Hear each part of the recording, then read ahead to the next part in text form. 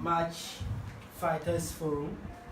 The idea of the Fighters Forum was conceived to give opportunity for fighters to interrogate intellectually some of the issues that are bothering us in this republic, and to inform ourselves of the various tactics and techniques that we have to use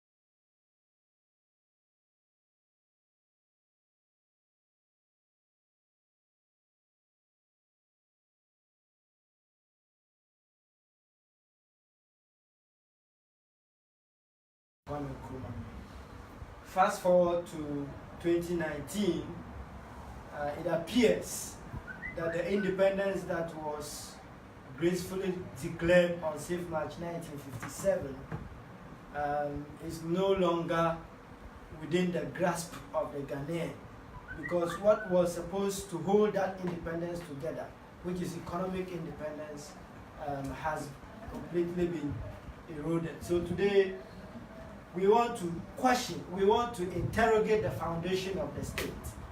And it is based on the belief that you cannot have a weak foundation and have a strong structure. So the rotten system that we have operating in this country is enabled, is made possible by the foundation of the state, which has created a structure in such a way that the economy of the state does not benefit in large measure the people that it's supposed to benefit. So the topic for today's Fighters Forum is the 1992 Constitution and the erosion of our independence. We want to find out how the 1992 Constitution erodes the independence that was bequeathed to us by Osagyefo and his generation of selfless leaders. And to do the presentation today is no less a person than the CIC himself, CIC Ernesto Yeboah. He will be leading the discussion today with a short presentation, and then we will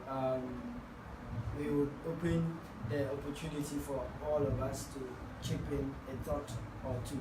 So without much ado, may we welcome CIC to do a short presentation.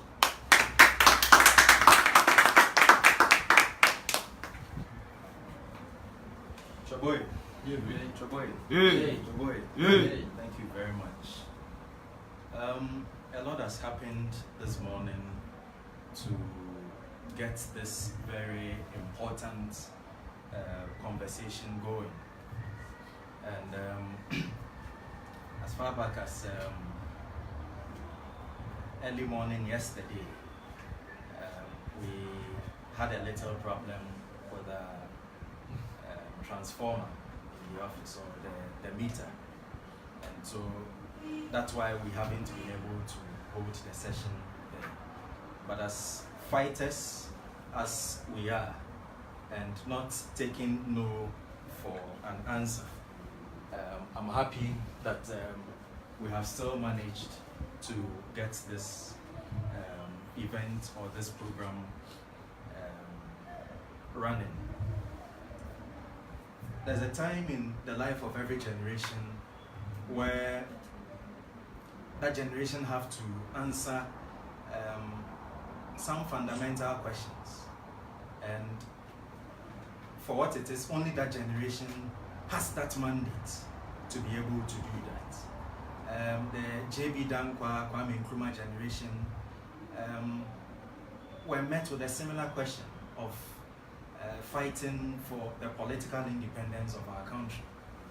And that generation saw that if they did not wipe out the white man, there was no way they themselves were going to enjoy the benefits of economic freedom. And so, first and foremost, the fight for independence or political independence in this country was a generational fight. And we saw, or we have read in history how that generation mobilized themselves to fight for the political independence, of our country. We have seen how other generations subsequently jumped into the streets screaming, "Let the blood flow." When they were screaming, "Let the blood flow," it was simply about the political leadership then. They saw that the political leadership then was inimical to their health, it was inimical to their own growth and aspiration as a generation and as a people, and therefore felt that the only way to fend for themselves in that regard was to cause their blood to flow. And so they marched up in the streets and tore them down with their bare hands, signifying the power embedded in the masses. Today, our generation is also equipped with the mandate to answer certain fundamental questions. Of course, the bringing about of the 1992 Constitution was premised on the idea of bringing about economic freedom.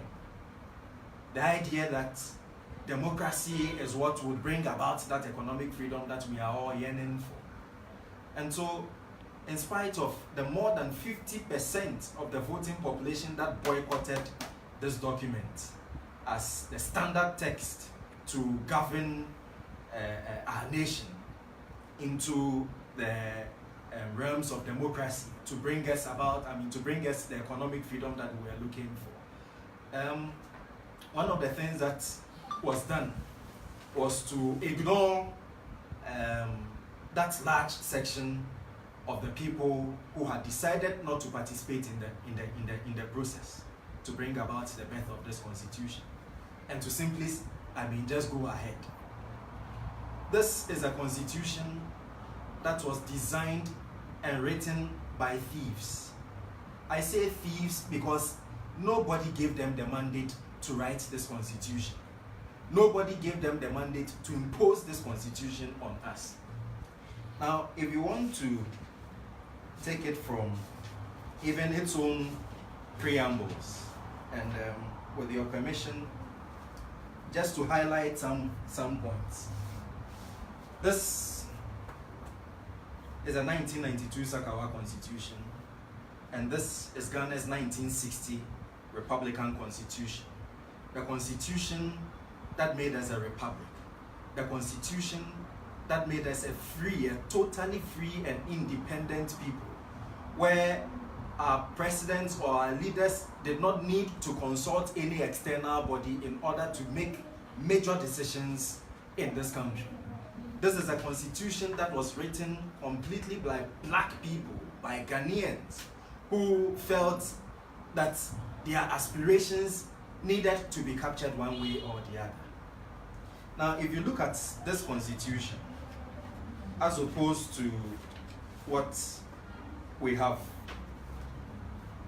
whilst the 1992 Constitution talks about in the name of God Almighty, blah, blah, blah, it comes to a point where it says that we do hereby adopt, and I want us to pay particular attention, adopt, enact, and give to ourselves this constitution. Adopt, so we adopted it. That underscores the fact that, it was imposed. It was from somewhere.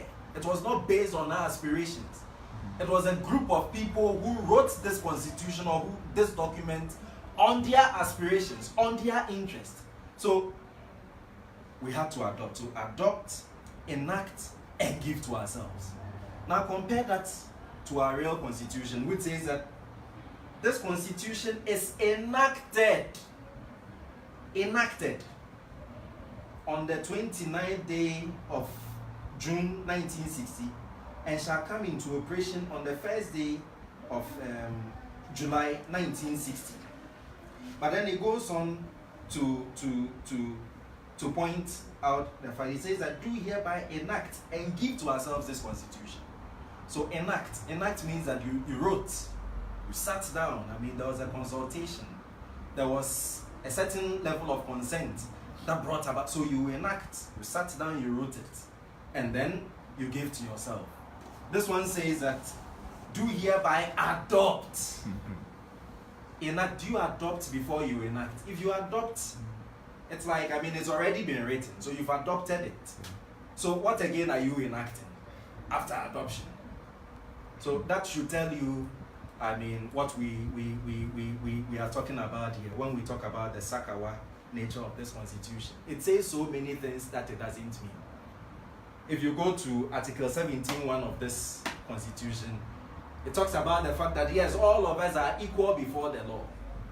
And yet, in this same constitution, when you go to the indemnity clause, it tells you that no, all of us are not equal before this law. So, what at all is this constitution or this document? What is it purporting to bring about? And that's what today's conversation is actually going to be about. Only our generation can come together to flash out this document for what it is. Those who are benefiting from this document will never come and tell you that let us flush it down the toilet. They will never say that, because in any case they are benefiting from this constitution. Now, if you look at Article 257 clause 6 of this constitution, and it talks about land and natural resources. Now, it reads, every mineral in its natural state, in, under, or upon any land in Ghana, rivers, streams, watercourses throughout Ghana, the exclusive economic zone, and any area covered by the territorial sea or continental shelf is the property of the Republic of Ghana. And I'll note here, and shall be vested in the President, on whose behalf and in trust for the people of Ghana. So one man. It is precisely for this reason that President Mahama, 9 days to handing over, was able to hand over Ghana's bauxite deposited at Nyinehini to his brother. So if you are expecting President Mahama, ex-President Mahama, to come and stand in front of you and tell you that this Sakawa document should be flushed down the toilet, forget it. You are never going to hear him, I mean, make such a claim. Neither are you going to hear the MPP make, how do you call it, such proclamations. So, once again, only our generation can answer this question.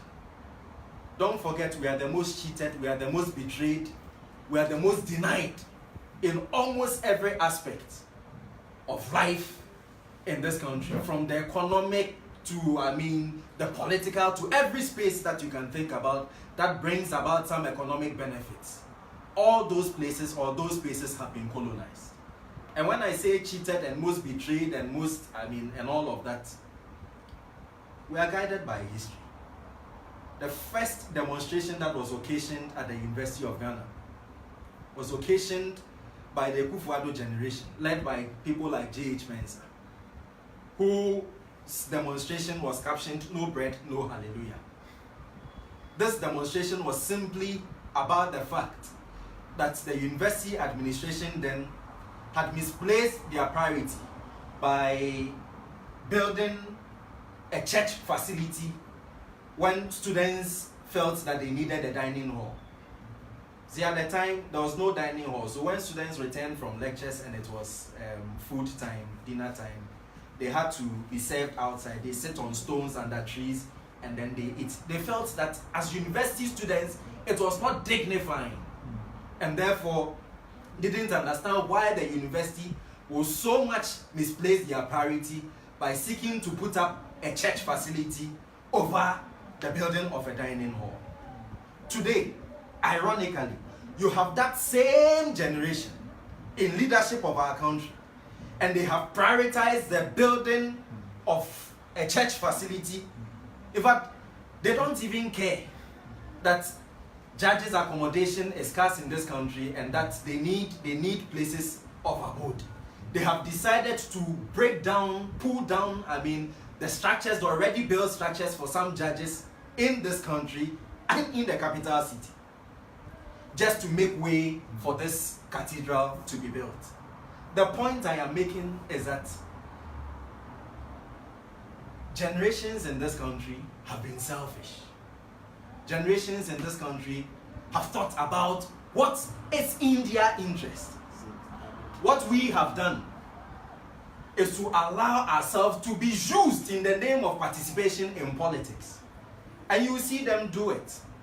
Just a few days ago, I came across another group that the MPP is forming. They call it Stanch Ladies. And the idea is to mobilize, and for Christ's sake, this is not how we want women to participate in our politics. Women are not just good for cheerleading or satisfying the sexual needs of their male compatriots. Women are gifted with brains, equal brains, just like men. We want to see our women playing leading roles in our politics. Like, you go to South Africa, Winnie Mandela. That's the level at which we want to see women participating in the politics of this country, not massaging men in beds. That's not the type of role we expect for women in this country. But unfortunately, this is precisely what is happening. They are debased, they are exploited, and just like the general youth in this country, who lay their backs, their time, their energy, their effort, and everything at the behest of these political parties, the MPP and the NDC, campaign for them. And the first things these politicians do when they get power is to throw away their old SIM cards, get new ones. And when election is coming, go back and establish contacts in order to enlist the support and energies of these young people. Today, we are simply saying no more. And it starts with our coming together to confront our devil. There is no devil in this country. The only devil we have is this Sakawa document. This is what gives them power. This is what gives them power over us. This is what allows them to steal our resources. This is what allows them to cheat us. This is what allows them to steal from us in a legitimate way. And so if we all don't come together to crush this document in our lifetime, economic freedom will continue to elude us. Why is it that when you are honest in this country, it's almost as if you can't make it, you are yo-yo? Why can't we be honest? Why can't we be principled? How are some of us even referred to?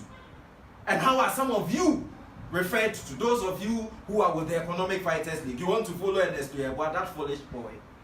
They tell you that. Yet, this is an organization that is truly fighting for your interest. This is an organization that is seeking your betterment. It is talking about economic freedom in your lifetime, not when you are dead and gone. Yet, somebody somewhere wants to make you think that we in the Economic Fighters League are wasting our time.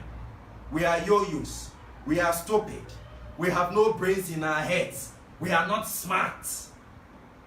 Why? How smart is it? It's easy to just join MPP, NDC and steal the money. After all, that's what is happening. Just steal the money. How smart is this? Especially if you can insult. Especially if you can insult. So, the point where we've gotten to is one that demands a body of principled people, a body of fearless men and women, a body of individuals that understand what their own interest is also about. And this is why we have converged as a body, as a unit, called the Economic Fighters League. And we are seeking economic freedom in our lifetime. Now, to begin the presentation,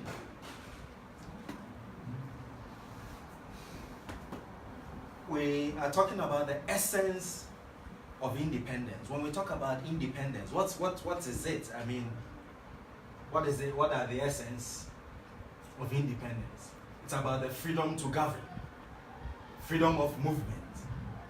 Of course, during the colonial period, we're not free to govern ourselves. So we've crossed that hurdle where we appear to be governing ourselves. At least you can see your own black people. But in this time and era, it is more or less like the remote control time. You have your own black people at the helm of affairs, and yet they are the ones selling your country. They are the ones selling your destiny. They are the ones selling your interest. They are the ones, ensuring that you don't reach that height of human dignity as expected of any other human being in the world. Why? If you go to America, ask yourself, who are those in control and ownership of their resources? It's the American people. If you go to China, who are those in ownership and control of the Chinese resources? It's the Chinese people. If you go to Canada, France, Germany, who are those in charge of their resources? And yet, when you come here, our own black misleaders want us to believe that somehow it is not in our interest to be in charge of our own resources. They make all manner of useless excuses, including the fact that the white man is bringing equipment, nails, broken bottles, and so simply because of that, they have to be in charge of our resources. So this is where we are. And it is all because of this Sakawa document imposed on all of us as a constitution. Freedom of movement. There was a time in this country where places like Ridge, you couldn't have gone to Ridge if you did not take permission from the white man. And so it's very important for us to understand, where we find ourselves now. Freedom of work. Which was attended by the whites. Ridge was attended by whites. You couldn't be a black man and be lodged at a Ridge hospital. Freedom of work. Today, working in this country to earn an honest living it's a privilege. But under our real constitution, it was not a privilege. It was a right. There was a program. There was work and happiness. There was so much jobs in this country that even people from other African countries came in to find jobs here. Yet today, where are the jobs? So, freedom of work, freedom of thought, the ability to think, and think openly about anything and not being restrained. This Sakawa document prevents us from thinking socialism. When we talk about socialism, what is it? It's about economic democracy, that the wealth of the nation should be shared and enjoyed by all and not a few. Yet this Sakawa document says that no, it's supposed to be enjoyed by a few. We are talking about economic independence. So with economic independence, we have the 7-year development plan, initiated under this constitution. That took place in 1964 and 63 and 64. And it was supposed to carry on to 1970 and 71. Unfortunately, the illegal overthrow, took place. There was free education, not free SHS, free education from primary to university. All you needed to do was to walk into a classroom and that was it. You are taught. Today in this country, education still remains a privilege. And as the Ghana for Sale project, runs on, they are now seeking to sell off, basic education, privatize it, and of course hand it over to themselves and possibly the white man. Next slide. Now, we are talking about how the 1992 Constitution erodes our independence. And one of the things we are looking at is that it takes power from the people. Example, the people only exercise their power once every 4 years. But in any case, this power. When after we finished voting in 2016, we can't even exercise the power to remove our leaders. One of the things that should have happened if we had real power was to have removed the Akufo-Addo as president of this country after they passed the Ghana-US colonization agreement. It was a clear case for impeachment. Yeah. But that didn't happen. Why? Because the few who have privatized power and excluded us from exercising say, have done everything to prevent us, in that regard. Now, we have a constitution that creates a class society where the representatives are more important than the represented. And there is a classic case of George Anda, where he collided, had an accident with this gas tanker driver. And then immediately, he was airlifted and the gas tanker driver was left behind. Yet, it is the taxes of this tanker driver that goes to pay, this deputy minister. Yet, according to this constitution, according to this document, Anda is more important than him. Even when Kwame Nkrumah was bombed in this country at Kulungungu, he was not flown outside to seek medical care. It was the same health facility that has been built for all of us that took care of Kwame Nkrumah.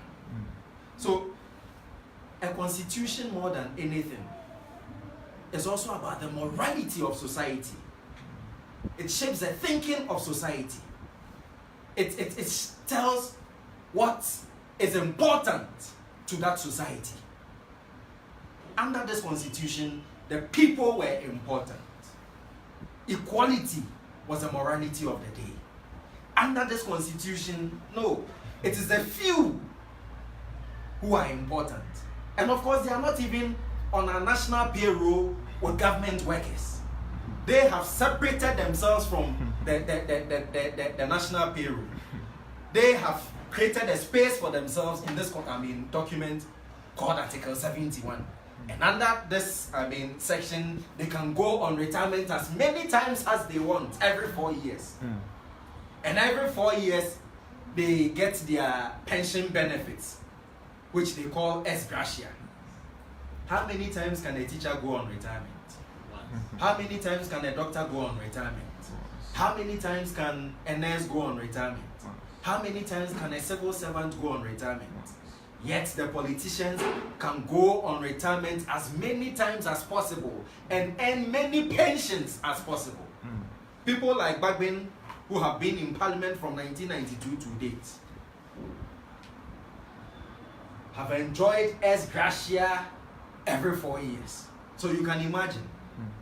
And you see, it is not as if they don't know how immoral that act is. So when it is time for election, when they now need our vote, some of the things that they themselves know is immoral, they bring it out to us as campaign messages. And one of the things that Bagbin was saying in order to woo voters was that ex gratia was going to be cancelled. So you knew ex gratia was bad. And yet, you took it in 1992, took it in 96, took it in, all the way. So, it is clear that this constitution was indeed written by thieves to protect the interests of thieves in this country. And we need to say it as it is. Now, power is not in the hands of the people. And like I have said, power is not in our hands. We say we don't want genetically modified foods, they impose it. We say don't sell ECG, they said we've sold it. We say don't pass the Ghana-US colonization agreement, they say we've passed it. We don't want the IMF, we've brought them. In fact, we have extended their term. One of the things that the MPP said in opposition before coming to power was that once Ghanaians gave them their mandate, they were going to cancel the agreement in terms with, how do you call it, the IMF. The IMF was going to be sent packing bag and baggage. Yet, when Ghanaians gave them power, what did they do? They rather extended the term of the IMF World Bank in this country. In fact, when Ghanaians were screaming, Ghanaian youth were screaming that employ us, give us jobs. When the nurses said that you bonded us since, 2016, give us jobs. A presidential staffer at the Flagstaff House says that no, we can't give you clearance because the IMF says so. So, what power do we as a people have if it is the IMF that dictates what should happen in this country? When we say we are suffering, when we say we are hungry, when we say the economy is hard, they say shut up. IMF says it is good. And there's a news item, on about 2 days ago, there's a news item on that, where IMF is saying that Ghana is the fourth fastest running economy. As if that has put food on our table, or has given the millions of youth jobs in this country. As if that has, resolved all our economic problems. In fact, fourth fastest. The IMF, this same IMF, at one point in time, I think under Mahama said we're the fastest economy in the world. And what did that do? So even the fastest economy in the world, growing economy in the world, we voted them out. And you're telling us that we are the fourth and so we should be happy. But it all tells you that we are not in charge. We don't have the power that a genuine constitution that preaches democracy should hand over to its people. I'll give you another example of power in the hands of the people. There's an example with Colombia. In Colombia, there's this village that they found large deposits of gold. In their soil. But then the Colombian constitution is such that the people's permission had to be expressly sought before any mining company or mining can take place there. And this was Anglo Gold Ashanti seeking to mine our own Anglo Gold Ashanti that has been in this country and exploited us. You go to places like Takwa and Okwasi and all of that, and there is no evidence that this is where gold is mined in the country. In Colombia, what happened under that situation was that the people in the village had to vote. There was a referendum. So the people voted, and guess what? They voted overwhelmingly to say no to the exploitation of their mineral resource. And their reason was simple. They are an agrarian society. It is through agriculture that they have been able to cater for their needs from time immemorial until they get the requisite technology to be able to mine that mineral resource. It should be in the earth. After all, there is no expiry date to that. And the Colombian government back off. Anglo Gold Ashanti back off. Where and when in this country were the people's express permission and authority sought in order to exploit our mineral resources? And this is why our president or President Mahama is able to hand over all our bauxite resources at Yinehini to his brother, because the 1992 Constitution allows him to do that. So we have no power as a people. And until we as youth and young people wake up in recognition of this reality, this is our reality. Our reality is that we have a document that prevents us from reaching our natural aspirations. So until we come together to crush it, to erect one that fights or caters for our needs and interests, we may as well forget it. So we have no power. And then you have the system not working for the benefit of all the people. And I think that, a lot have been said in that regard. Next slide. Goes on and on. when our own Baumia had headache, that's what they reported. He was quickly flown out of the country. Yet, when a police officer was shot at Dome Kwabenya, not even first aid could be administered. He died. The truth of the matter is that there is a death sentence hanging over our heads.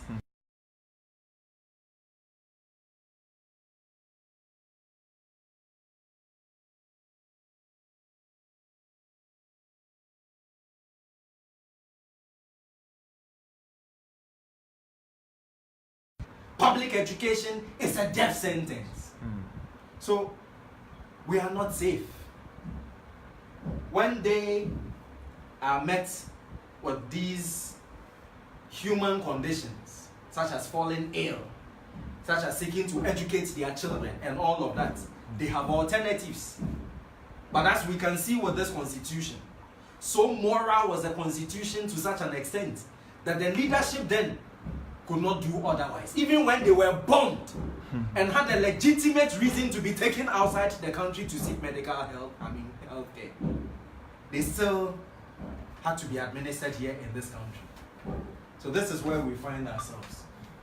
Now, we have the privileged class and oppressed class. Every youth in this country belongs to the oppressed class. No matter how so-called rich you are or how much money you have also been able to steal into your pockets, you are still not respected. You are still not regarded because you are considered youth. In this country, being a youth is a disease. You have a stigma on your head when you are called a youth. And you are even insulted by that young boy, young girl, young man. So, every young person in this country belongs to the oppressed class. As we speak, we have the oppressed and the privileged class. Now, sometimes the easier way of being able to identify this division in our society is simply by looking at people and how they are treated. Who are those who are given the front pew at church or in the mosques? Who are those who, simply because of who they are, will be granted immediate access to certain restricted spaces? Who? So when you see those things, it should give you an inkling that these category of people belong to the privileged class in our society. Of course, there are exceptions where some individuals, don't belong there. They actually or naturally belong to the oppressed, classes or the oppressed masses side, and yet are accorded some of these privileges. So there are some nuances. It's not a straight, jacket. They are able to afford to take their kids out, to the best schools in our country. Who are those who are able to take their kids to places like GIS and the rest? Who are those in our society? And we can all equally imagine for ourselves. Do they take their kids to public schools, for instance, to Saito? They won't. They will never do it. Now, sometimes they even fly their kids abroad. Even in terms of the courses that their kids are administered with. They have high demand courses. Courses that, puts them in market competition. And they are immediately, being sought for or sought after. Whilst, the ordinary Ghanaian or the privileged, the oppressed masses do not have any of such, how do you call it, rights. We can go on to the next slide. Now, we're also talking about the Sakawa document putting some people over and above the laws of this country. So this is a constitution that doesn't seek an equal society. And like I mentioned earlier, if you look at Article 17.1, it talks about an equal society, the creation of an equal society, equal rights, that we are all equal before the law. But with your permission, let me read Article 34. one and then a few slides, and then we can ask ourselves whether, we are equal before the law. Otherwise, let me read 17 first, so that the contrast can be more manifested. So 17, 1.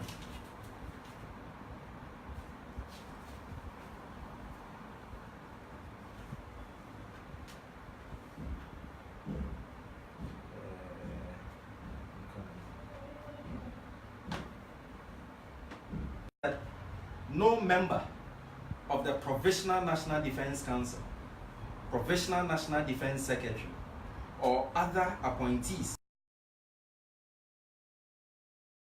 be held liable, either jointly or severally, for any act or omission during the administration of the Provisional National Defense Council.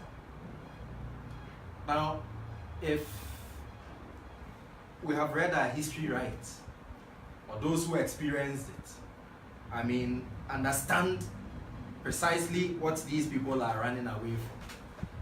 Many people had their rights violated then.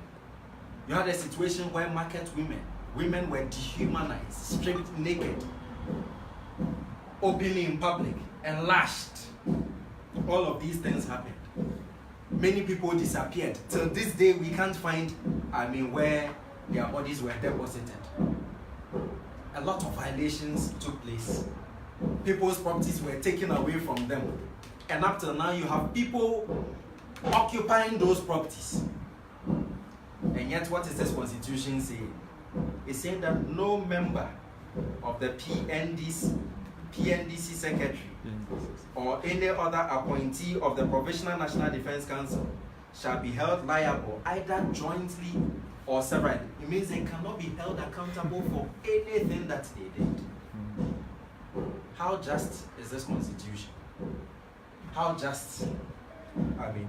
Now you go on to 2, and it says that it is not lawful for any court or tribunal to entertain any action or take any decision or make any order or grant any remedy or relief in any proceedings instituted against the government of Ghana or any person, whether before or after the coming into force of this constitution, or against any person or persons acting in concert or individually to assist or bring about the change in government that took place on the 24th day of February 1966. So, all those who were maltreated, all those whose rights were violated, breached, and all of that, they have no right under this constitution to seek justice. In fact, no court, no tribunal, nobody will sit down to even hear their case. It is unlawful. And this is what this Sakawa document is telling us. So how can it purport to create a democratic society?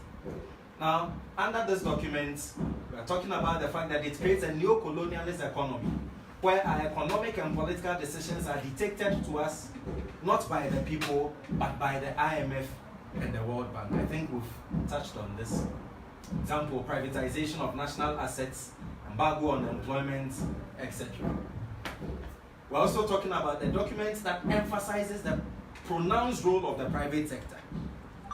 So, what it does is that it individualizes wealth in this country and socializes poverty. And that's why they have so smartly, in their propaganda, sought to equate socialism with poverty. When we say revolution, they say violence. But it is our responsibility, it's our duty to show, the lies for what they are, and to put out the truth for what they equally also are. And this is a constitution that supervises, on that. So take the banking sector, for instance. The crisis and the cost that came, 9.4 billion, was shared amongst we the people. It's public debt. But when the profits came, along the way, earlier before, that one was private property, and it was shared amongst the selected few. So what kind of constitution is this?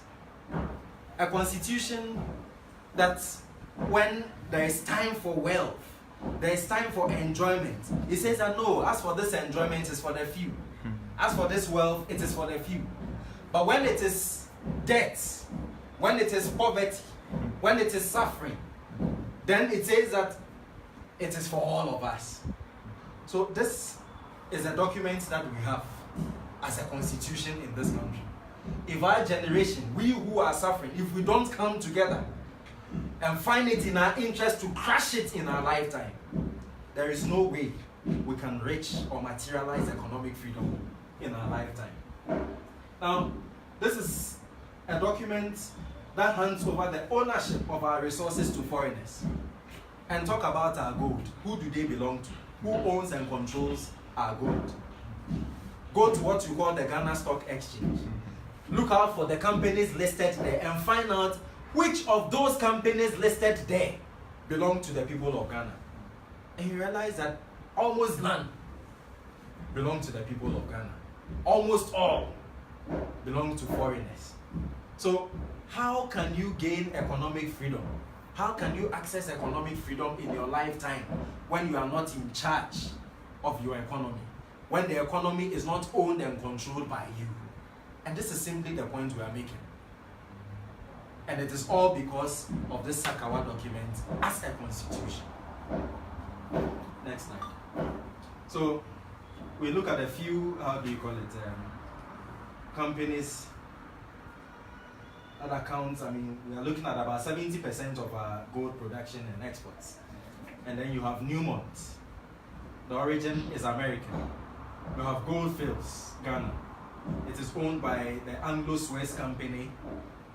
We are talking about Shirano Mines. It is owned by Craigros Gold Corporation in Toronto, Canada. We are talking about Gold Star, and it is owned by Canadians. Next. Now, the only way forward for us is to liquidate the Sakawa Constitution. Until this is done, all that we have talked about, if you are not happy with all that we have talked about in terms of the ownership and control of our country in the hands of foreigners rather than you and I, if you are not happy with the fact that a few group of people have allotted to themselves the wealth and the sweetness of the land to themselves, and yet have allotted to you and I the pain, if you are not happy about this condition, then the only solution lies in the liquidation of the Sakawa Constitution. Thank you very much.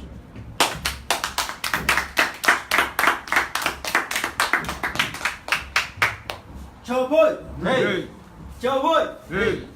Joe boy! Hey! Super fighters! Super fighters, fighters, now I'm here. Hey, hey, super fighters, fighters, now I'm binging. Fighters, fighters, Na yepe, yepe fighters, fighters, na yepe.